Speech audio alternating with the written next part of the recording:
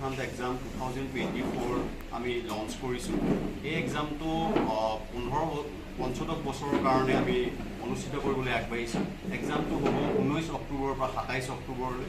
19 অক্টোবৰৰ পৰা 27 অক্টোবৰলৈ প্ৰতিদিনেই ৰাতিপুৱা 10টা বজাৰ পৰা 9 বজালৈকে অনলাইন মাধ্যম আৰু দুদিন 20 অক্টোবৰ আৰু 27 অক্টোবৰত আমি অফলাইন মাধ্যমত এই এক্সামটো কণ্ডাক্ট কৰিবৰ বাবে আগবাঢ়িছোঁ।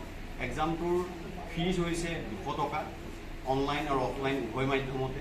আৰু এক্সামটোৰ পৰা কিখিনি সুবিধা লাভ কৰিব সেই বিষয়ে মই অলপ ক'ব বিচাৰিছোঁ যে আপোনালোকে জানি ভাল পাব যে NTA এক্সামে এইবছৰ আমি 15th ইয়েৰৰ কাৰণে এক্সামটো কণ্ডাক্ট কৰিবলৈ আগবাঢ়িছোঁ। আৰু এই যোৱা 14টা বছৰত প্ৰায় 55 লাখ ষ্টুডেণ্ট NTA এক্সামৰ যোগেদি উপকৃত হৈছে। যোৱা বছৰ প্ৰায় 11,80,000 ষ্টুডেণ্ট NTA এক্সামত অৱতীৰ্ণ হৈছিলে।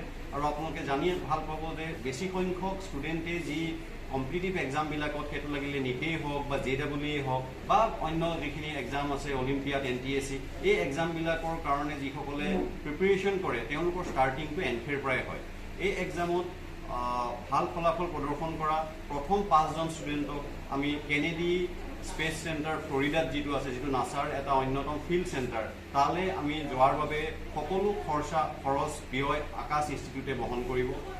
5জন ষ্টুডেণ্টৰ লগত এজন পেৰেণ্ট যোৱাৰো আমি ব্যৱস্থা কৰিম, তাৰ সম্পূৰ্ণ খৰচ আমি বহন কৰিম। লগতে প্ৰতিটো ক্লাছৰে প্ৰথম 100জন ষ্টুডেণ্টে 5,000 টকাৰ পৰা মেক্সিমাম 2 লাখ টকালৈকে কেছ ৰিৱাৰ্ড পাবলৈ সক্ষম হ'ব।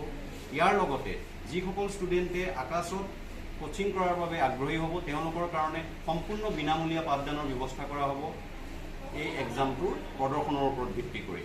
গতিকে এইখিনিয়ে আছিল। মই সকলোকে অনুৰোধ কৰিম যে যিসকল ষ্টুডেণ্টে ভৱিষ্যতে নিজৰ কেৰিয়াৰটোক লৈ কিবা প্লেন কৰিব বিচাৰিছে তেওঁলোকে এই এক্সামটোত দিয়ক।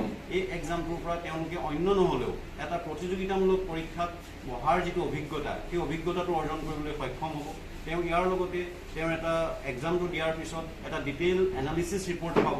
সেই এনালিচিছ ৰিপৰ্টটোৰ যোগেদি ষ্টেট ৰেংক কি হয়, নেশ্যনেলি ক'ত ষ্টেণ্ড কৰি আছে, প্ৰতিযোগিতাৰ যুগত তেওঁৰ লগত বাকী